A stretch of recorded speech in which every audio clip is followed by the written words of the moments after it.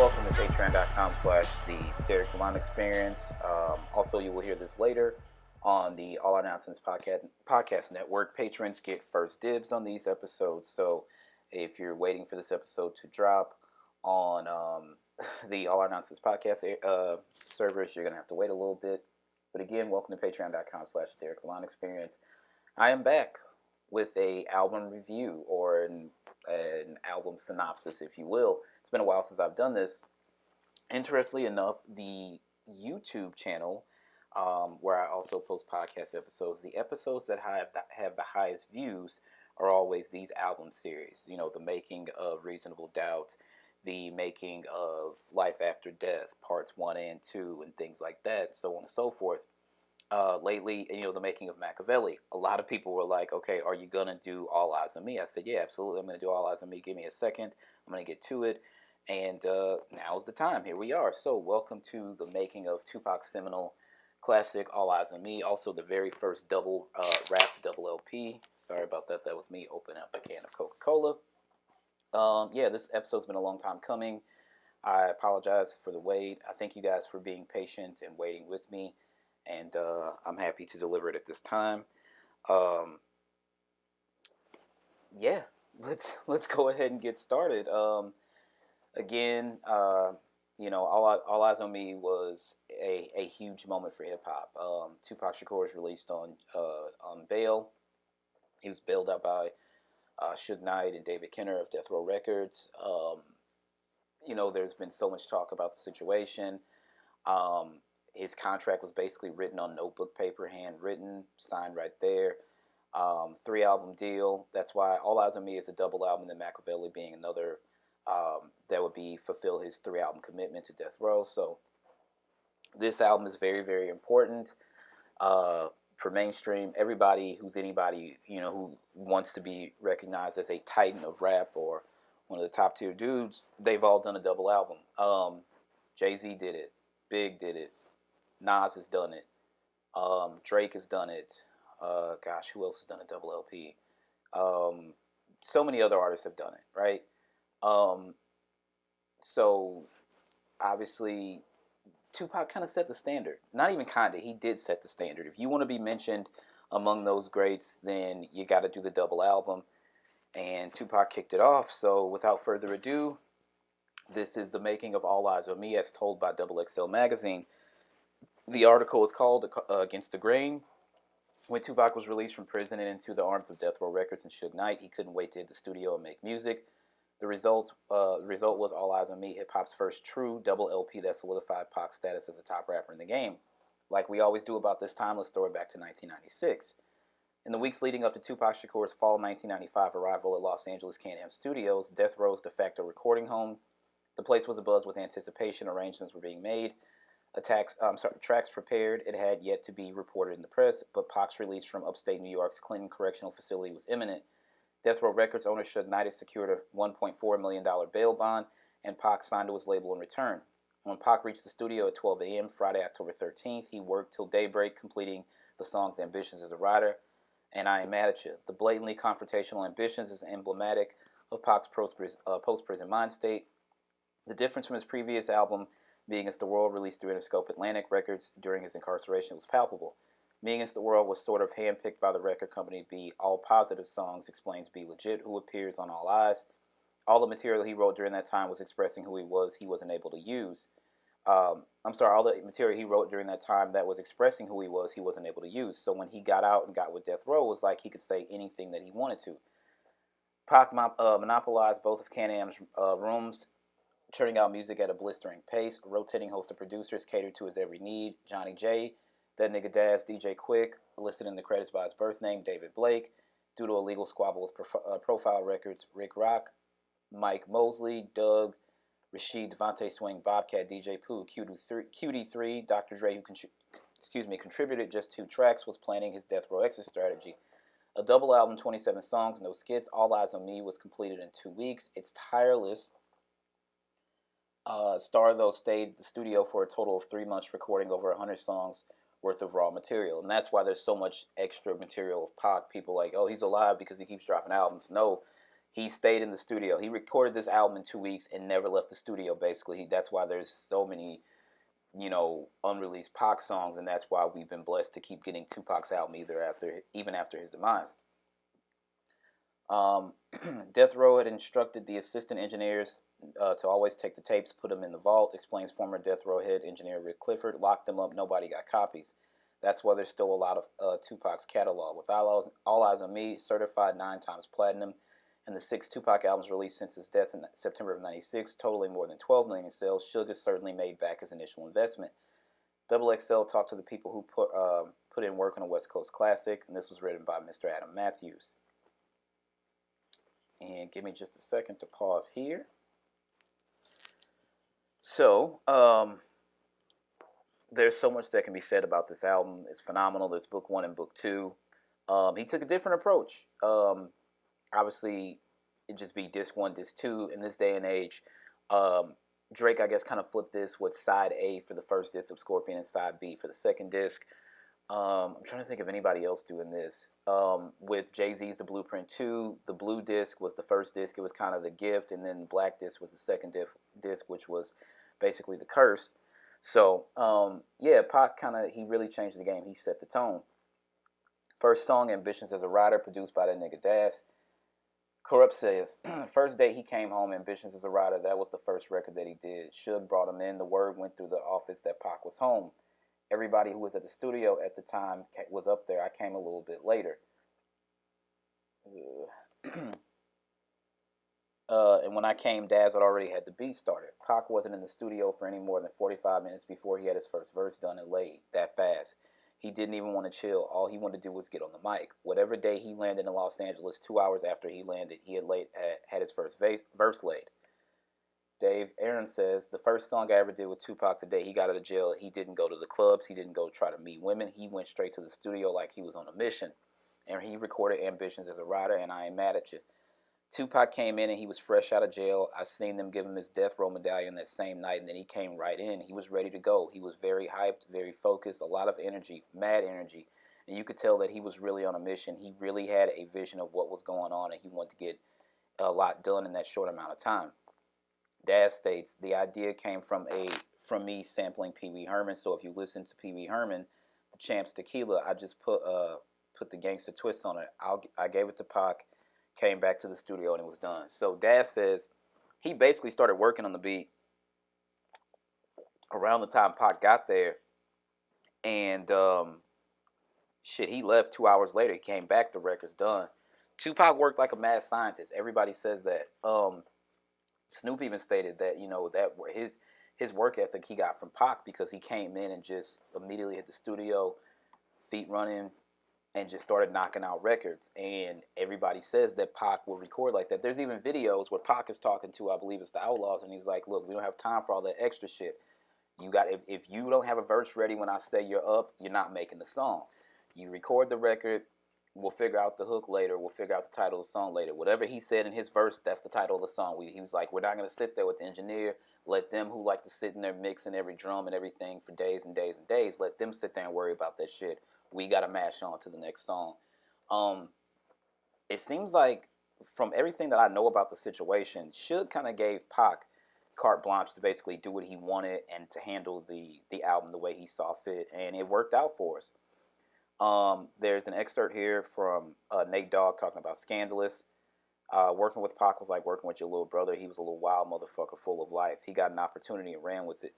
Excuse me. Because he didn't want to be on Death Row Records, so he pushed out at least 2 to 3 songs a day. And again, that goes back to his work ethic. He was going to record and record and record so he can get out of that contract as soon as possible. He fulfilled a 3-album deal in a year.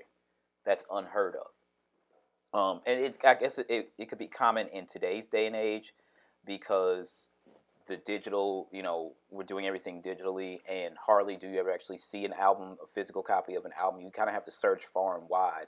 Like Target and Best Buy are probably the best places, but to find an album on CD, you'll see more albums on vinyl than you will on CD these days. So now it's easy to pull something like this off. But back then, it just was unheard of. And again, Pac is a game changer. Second track, All About You, featuring Snoop Dogg, Nate Dogg, Fatal. It looks like Gaddafi is produced by Johnny J and Tupac. Nate Dogg says it was me, him, and Snoop, and we was talking about all the girls that we had seen before. The whole thing came from a video shoot. We was at a video shoot, and it was so funny how if it wasn't Snoop that knew the girl, Pac knew her, or I knew her. It's like, damn, everywhere we go, we see the same girls, and that's how the song came about. It was the same. It was the same way it always is. A little liquor, a little weed. We alright. Pac was one taking his verses. He did that a lot. He was having so much fun. The song just came out.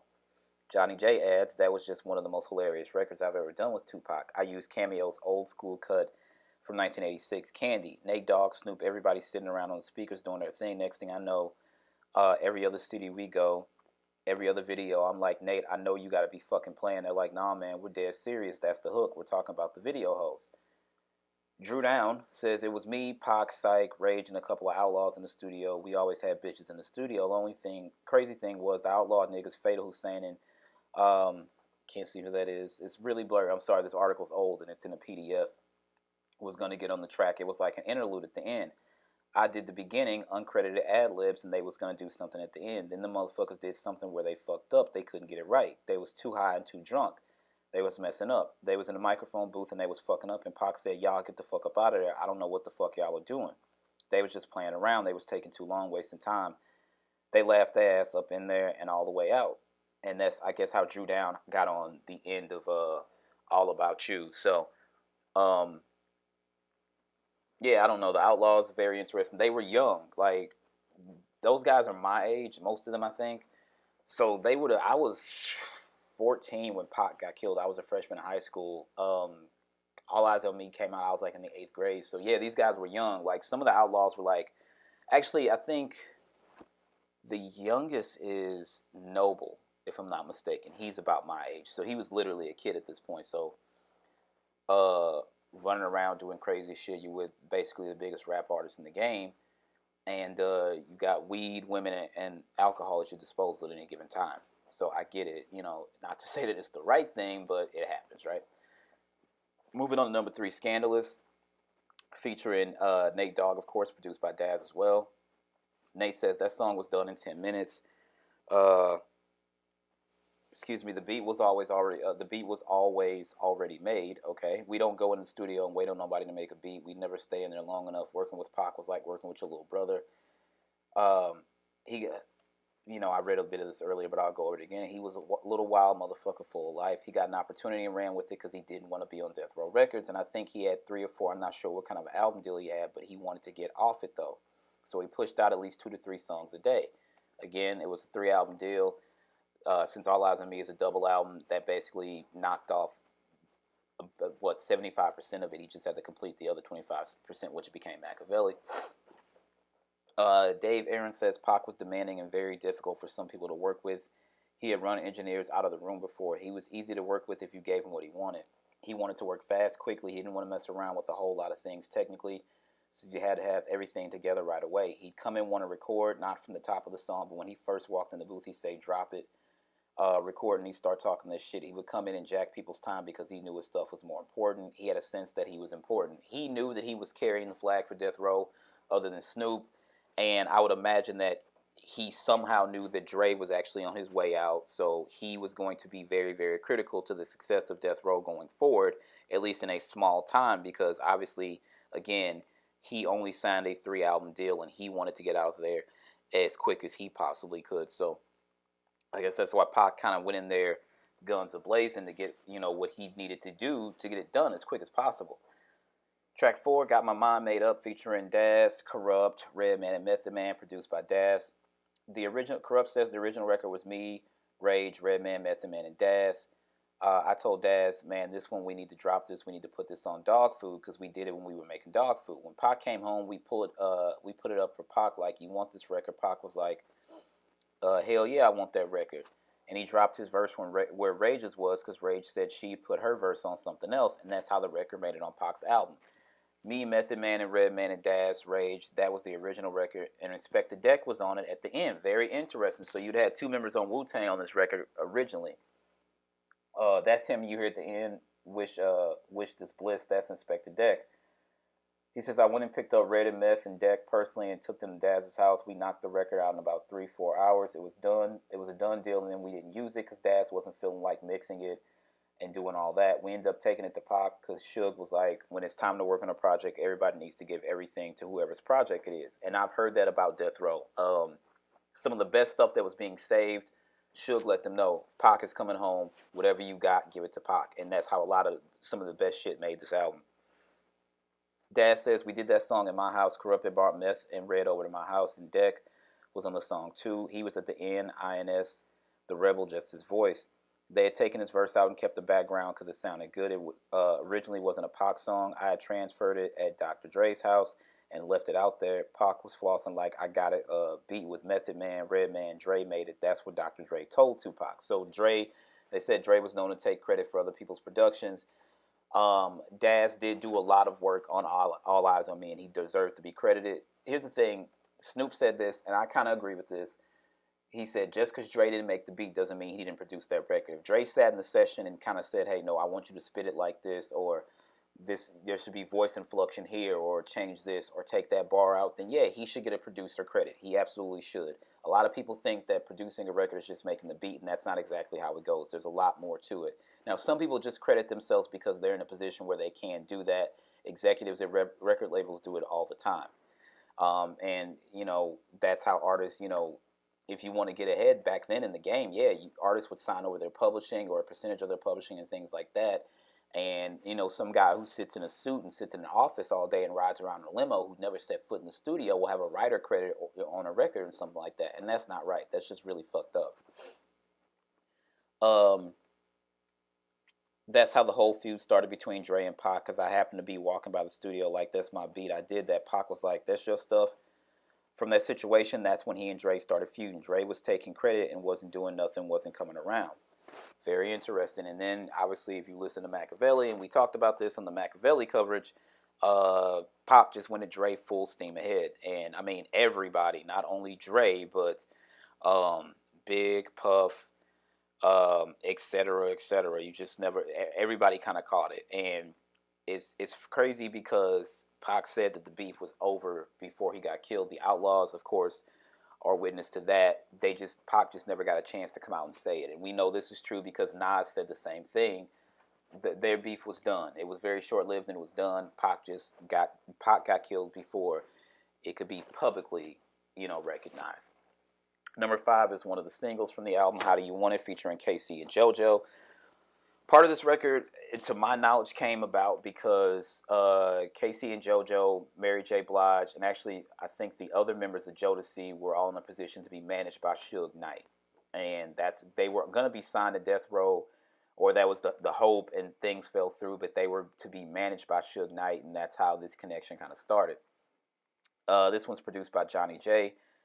Dave Aaron said Danny Boy was originally on the hook, and no, I'm thinking of something else. Anyway, Danny Boy was originally on the hook. I had already had it mixed, and at the last minute, Pac wanted to put KC and JoJo on it. Maybe that was a decision between him and Suge and whatever, I don't know. KC says, one night we were sitting in the crib, and Suge Knight gave me a call because we were really good friends with Death Row family and everything. They asked if we would like to do a song with Pac, and we were like, hell yeah, why not? That's our boy. So we get in the studio the same night, actually, that we just got the phone call. We were just tripping in the studio, having fun. If y'all read between the lines, y'all know what we was doing up there. We had the girls in there doing our thing. The song came out blazing. The funny part was at first when Pac was trying to sing it to us to teach us how it would go, I was like, I see where you're trying to go, Pac, but it's not sounding too good. Anyway, then we heard him doing this rhyme, and we were like, man, we got to get up on this because he came strong. How Do You Want It is one of those, if you're at a party and you want to play some Pac, California Love, How Do You Want It, Toss It Up, I Get Around, those are all Pac records. Like, if you're at a party, you got to play those shits. If you got a Tupac set and you're in a party and you want to keep the club going and shit like that, those are definitely Pac records that you absolutely have to play. Number 6, another single from the album, Two of America's Most Wanted, featuring Snoop, produced by Daz. Dave Aaron said we were in the studio and Pac was there and Snoop was in there. In walks Big Suge, and this was before they did Two of America's Most Wanted. He's so big and he walks up. Snoop's kind of tall, but he was very skinny. He grabs Pac with one arm, he grabs Snoop with the other and pulls them both together, almost squeezing them into one. He's like, I think you guys ought to do a song together. I think that'd be great.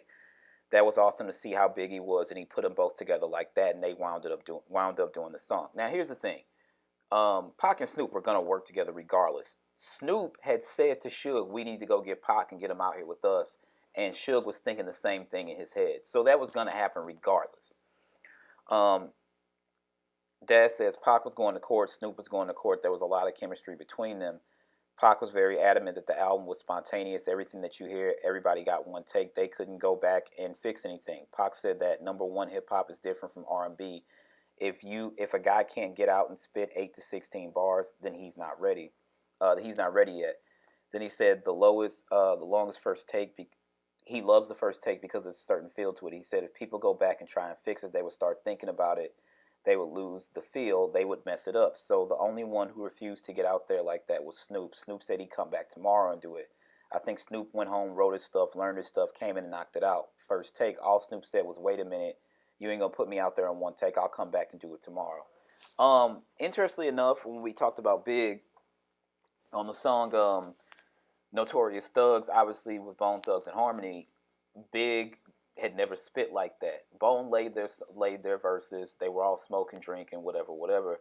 Big said, "No, I'm gonna come back and do mine later." And Big came back and spit it, in I guess a Bone type of flow is what we all thought. Because everybody, when Life After Death came out and we heard Big on Notorious Thugs, we all blacked the fuck out because Big could do different styles. He could tell you a story. He could spit some really grimy shit. He could make songs for the ladies, radio singles, and stuff like that. But Bone were in a category all their own. Only they could do their style. So when Big came back and flipped it, everybody was like, "Yo, what the fuck?" Now, I'm not saying it's the same situation here. I'm just saying an artist saying, I'm gonna go home and I'm gonna come back and do my shit tomorrow is not the worst thing in the world. I know Pac wanted everybody to do everything one take, but it's not the worst thing in the world because imagine what Snoop's verse would have been like if he'd have tried to one take it. I think a one take is reserved for guys like Hove and Pac and maybe Nas, but I don't think everybody should do that. And I'm glad Snoop took the approach he did with his verse. So shout out to Snoop for that. Number 7 is No More Pain, my favorite song on the album.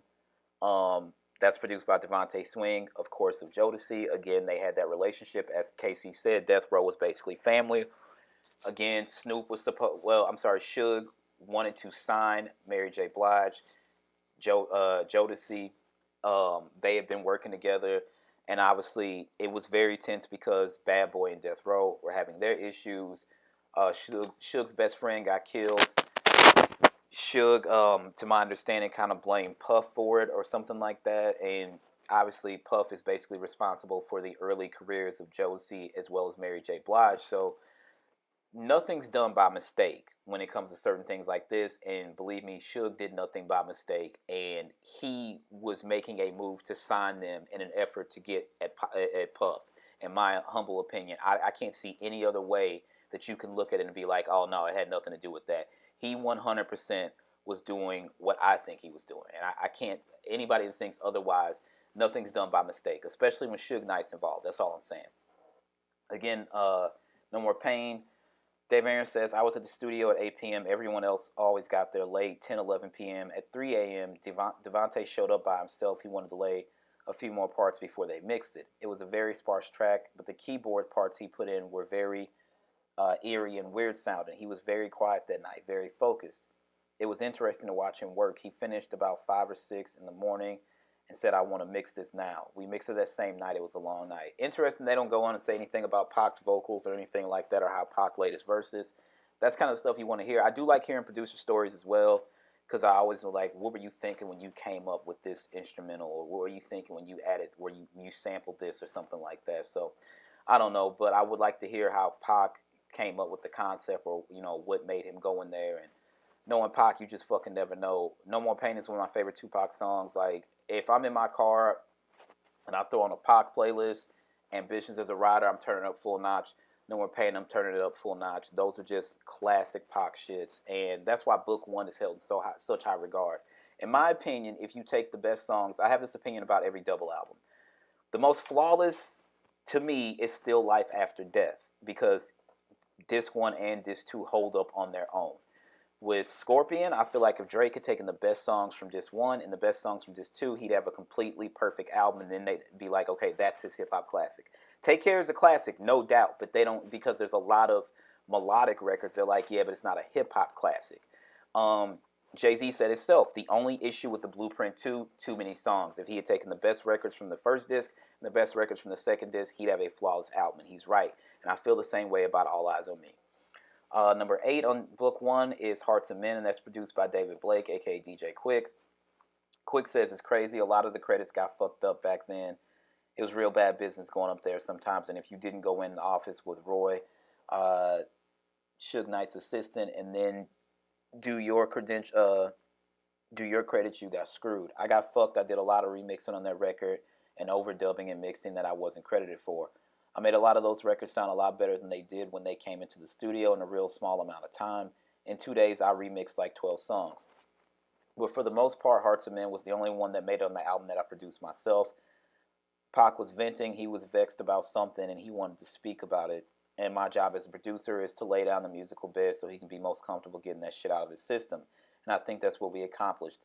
A driving, angry beat to match his driving, angry delivery. Pac was a consummate artist. Pac would really think first before he wrote. He would become part of the song almost as if he knew the shit would last forever.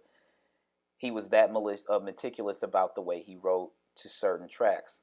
My thing with that record was that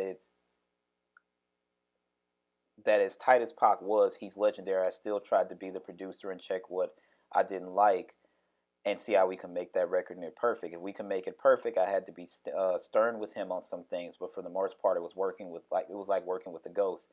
When he got out of jail and came to the studio, it was like he was a ghost. It was like, you're not supposed to be here. He was right there in the flesh. We get into it every now and then. He'd be like, fuck Quik, why you got to be so hard on me with the backgrounds? I'm like, if you make them perfect, they'll always be perfect, but if you just slouch, they're going to suck forever. Hearts of Men is that record, I don't know. Sometimes I skip it. Sometimes I listen to it. It's just one of those fringe records, right? It's right on the fringe. It's not exactly terrible. It's not exactly great. But it's one of those records that, like, if I'm not in the mood to hear it, I'll skip it. Sometimes I'll actually listen to records on vinyl. I have a very vast record collection. If I'm not in the room while it's playing, I'm not going to walk in there and move the needle to the next record. If I'm listening to something through my sound bar, then yeah, I'll grab my phone and go to the next song. Or I'll, on my watch, tap to the next record if I'm listening to it on Apple Music, Spotify, Tidal, whatever, what have you. And same thing if I'm out for a run or something like that. As far as DJ Quik goes, he's a fucking legend.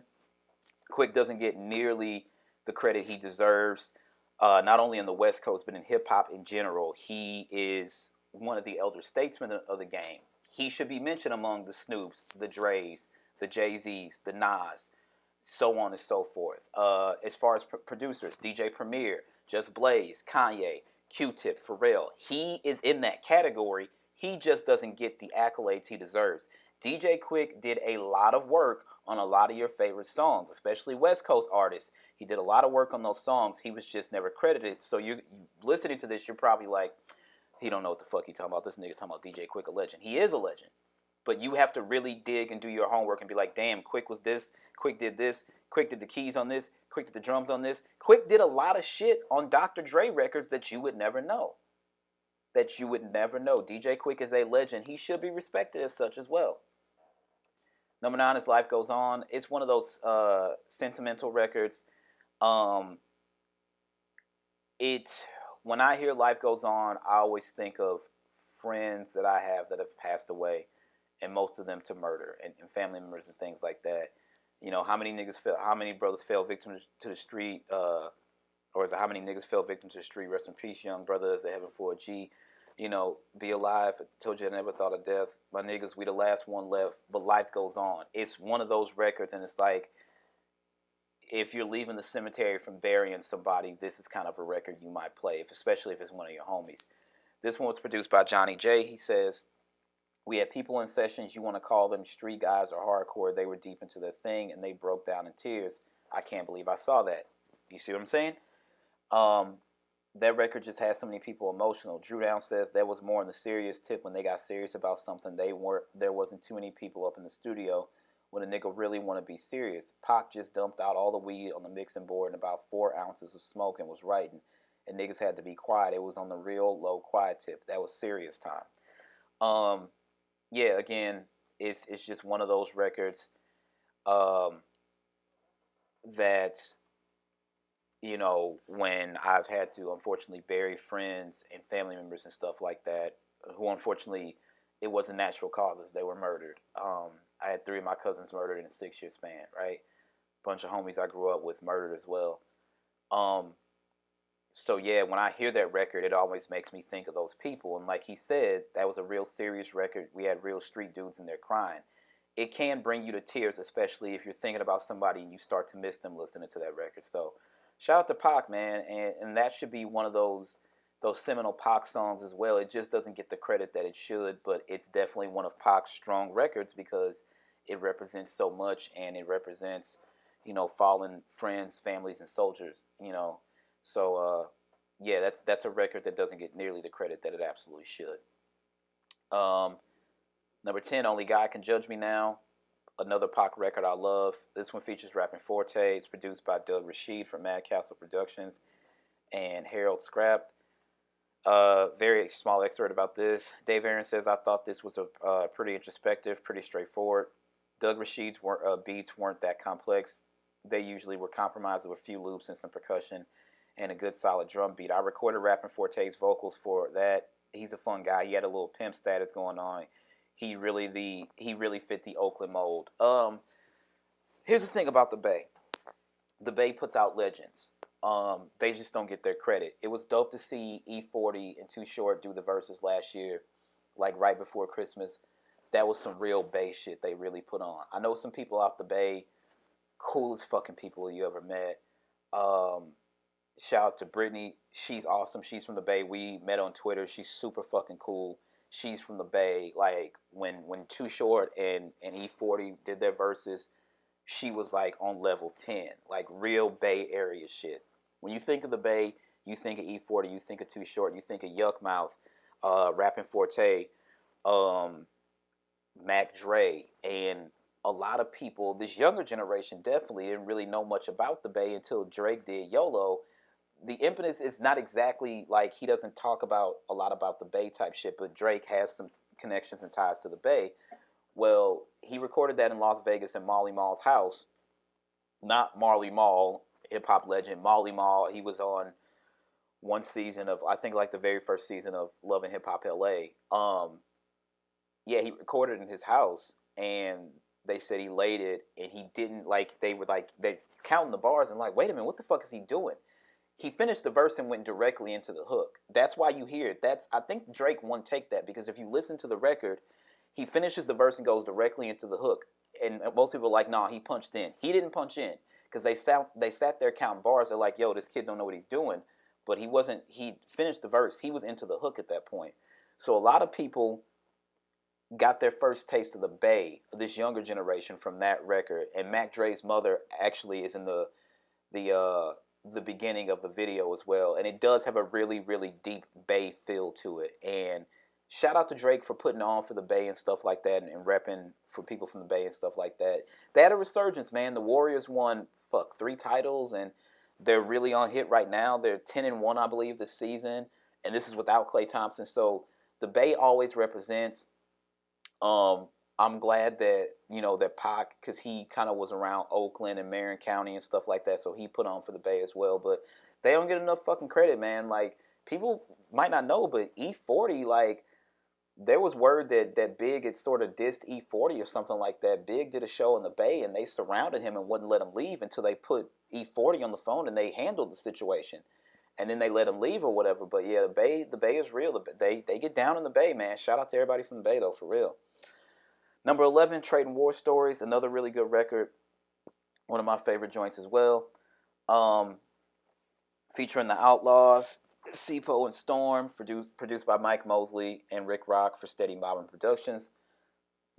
Excuse me, Rick Rock says, I don't know where the fuck I got the sample from, Dionne Warwick or something. When I ended up doing it with Pac, I told him it was It's a Man's World, and it got cleared under that, but I don't know who it was. I know I didn't get it from James Brown. That's interesting. So, sample clearance obviously has been an issue in hip-hop music since the late 90s, because when Puff says he invented the remix, What Diddy really did was taking old records and repurposing them and repackaging them. And he did it in that particular instance. Nobody did it better than Puff.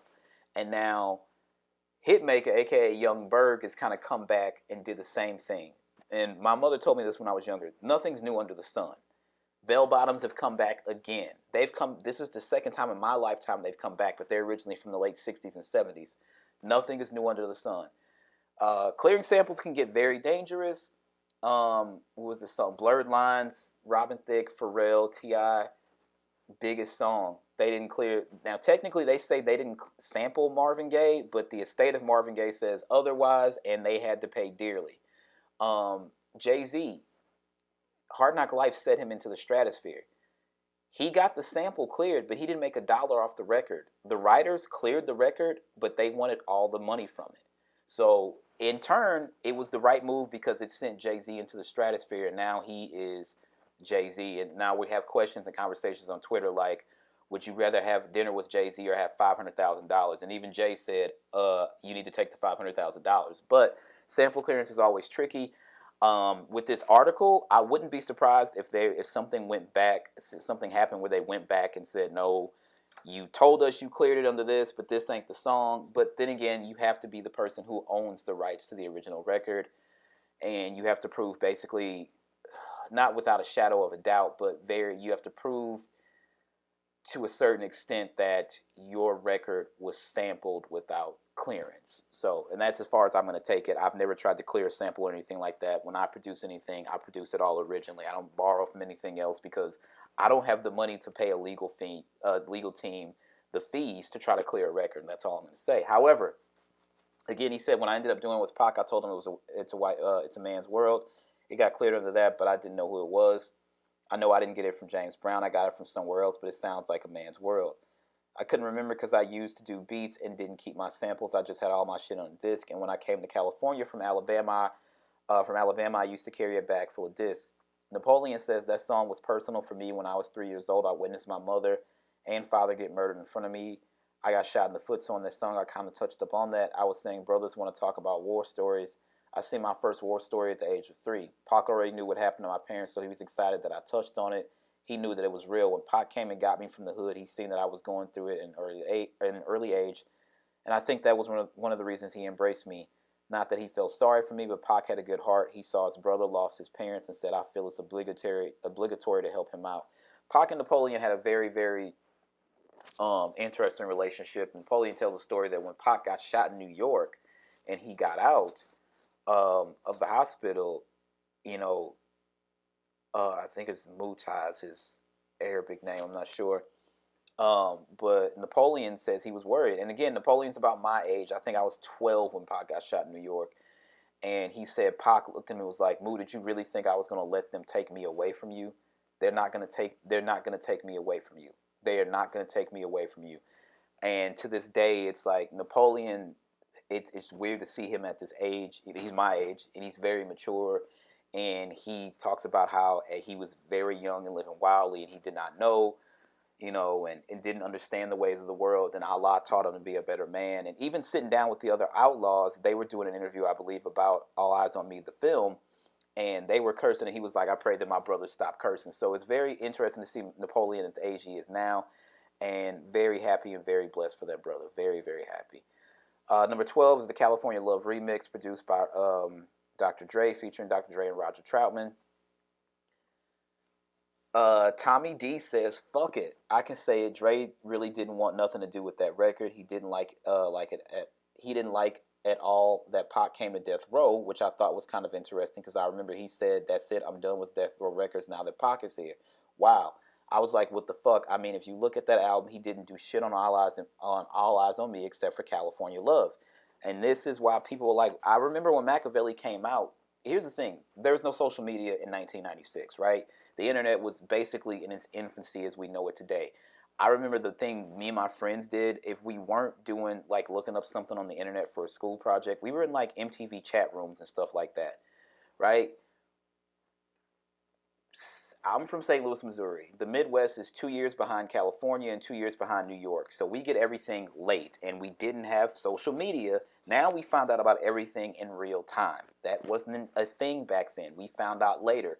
And basically you found out via a magazine. And you have to remember, they have a lead out time. So by the time the story gets written and it makes it to your your shelves and things like that, this thing already happened maybe a couple of months ago. So we were the last ones to find out. Pac got the diss and Dre on Machiavelli, and we were like, what the fuck is this all about? Because they look good in the California Love video. Here's the thing, perception is not always reality. And as a kid, I'm like, oh, they did a video together, they're cool, they're on the same label. And then found out that's not how it goes. There were people who would be on labels together and absolutely hate each other. When Rockefeller broke up, I was in my early 20s, and that's when I first started to figure out this is all a game. Because the diplomats didn't like state property and so on and so forth and things like that. When Siegel and Kiss were beefing, I'm like, but they were on Reservoir Dogs together. And then people had to tell me, hey, just because they were on the song together, they were not in the studio together when their verses were recorded.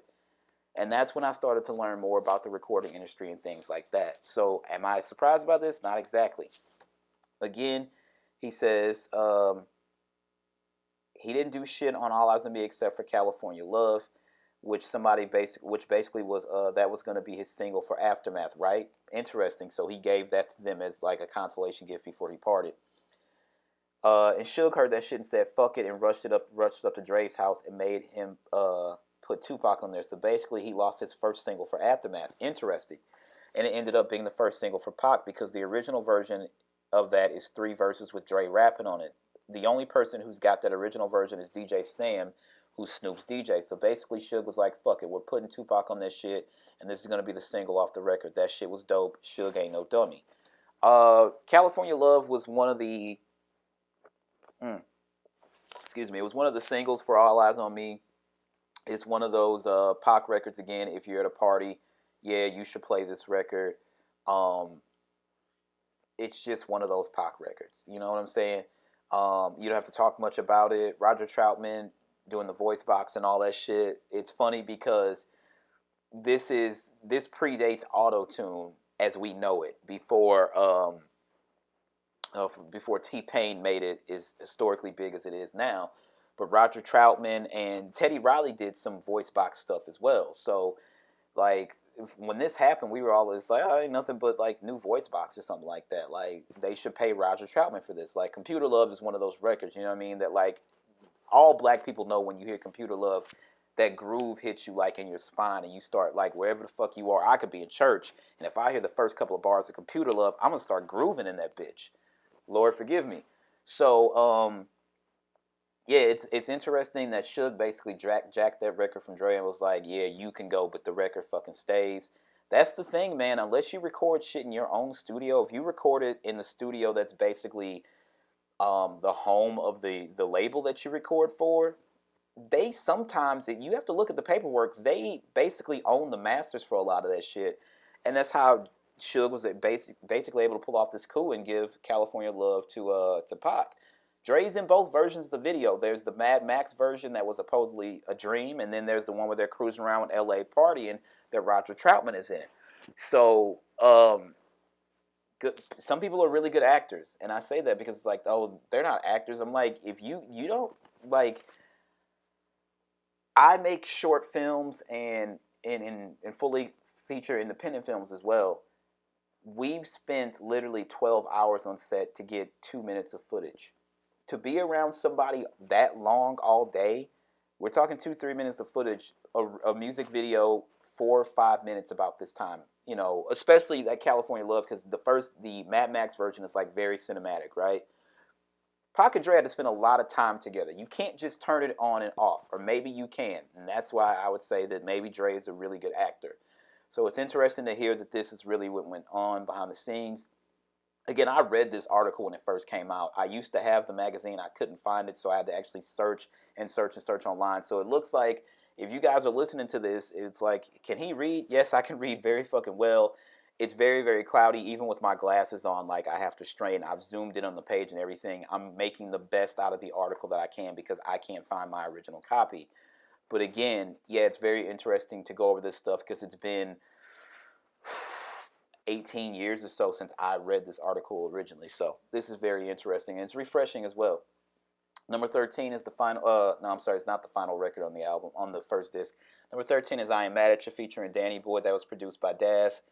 Um, I forget what the sample is, but you have to remember shortly after Blackstreet, Teddy Riley, who I spoke of just a moment ago, "Don't Leave Me, Girl." I think it's the exact same sample because we all kind of spazzed. Like, wait a minute, ain't that Pac song? Like, what are you doing? So when I was younger and didn't know exactly how sampling and things like that worked, um, it was just one of those things, and I didn't exactly know.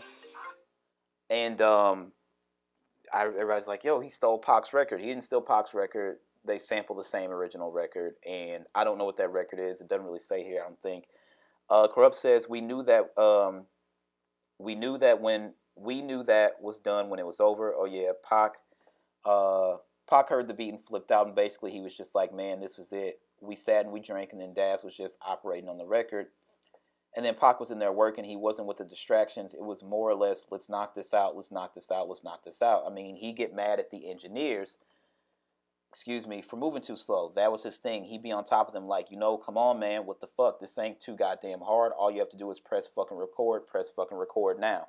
Um, Demetrius Shipp Jr. kind of captures this really well in All Eyes on Me, the film, when they're recording Brenda's Got a Baby, when Pac was with Digital Underground, Shock G, Be Legit, and all those guys. I mean, Money B and all those guys.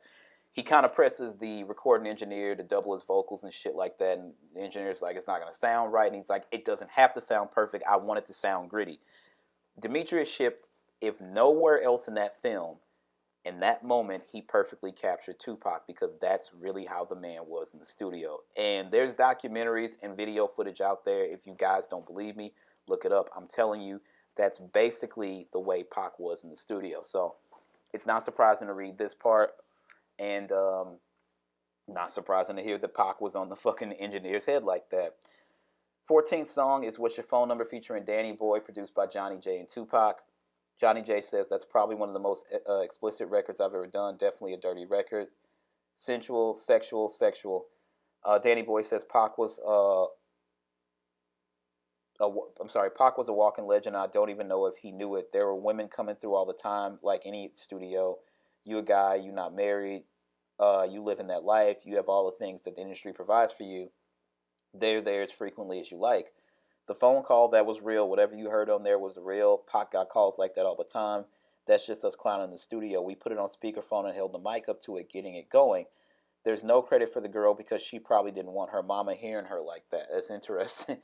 She was one of those girls from around the way. And the conversation sounds 100% real if you listen to that record. I've listened to that record a couple times, actually more than a couple times in the past few months, and I was like, yo, they didn't get some girl in the studio. This is a real live call that they recorded. And I just felt, I'm like, this is real because you can hear it in the girl's voice.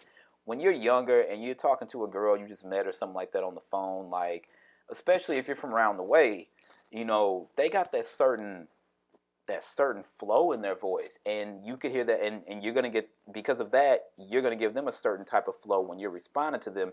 And that's what Pac gave her. And that's how I know that's not rehearsed at all. That was 100% real. Dave Aaron says on the song, the front desk girl came and did that conversation with Pac over the phone. I actually mic'd the telephone, a little speakerphone they had, and they had that conversation between them. That was a little different. They were very creative. When they came up with the idea they would want to do, and I could facilitate it. That phone conversation was definitely a one-take thing as well. They just did that straight from the top. That's how we like to do it, very spontaneous.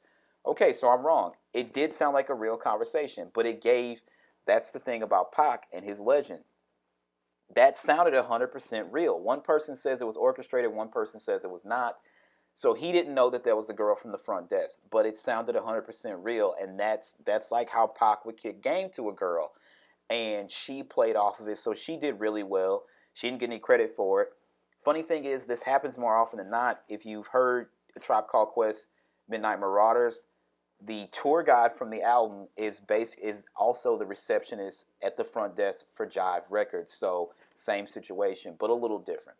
So anyway, that ends book one, and I'm gonna go ahead and stop that right here. And of course, we will pick up with book two, a week from today. And same way we did it with the Biggie situation. I hope you guys enjoyed this. And I urge you to go out and whether it's Tidal, Apple Music, Spotify, Pandora, whatever, go ahead, turn on book one of All Eyez on Me and listen to it, and then come back and review this and be like, okay, now I see what he was talking about here and what he was talking about there, and so on and so forth. And then we'll be back to revisit this. Obviously, next week we're going to do book two. At any rate, my name is Derek. I want you guys to stay humble, stay happy, believe in yourself. Excuse me. Believe in yourself first and foremost, because if you don't believe in yourself, nobody else will believe in you. And I'll see you guys next week with book two. Peace out.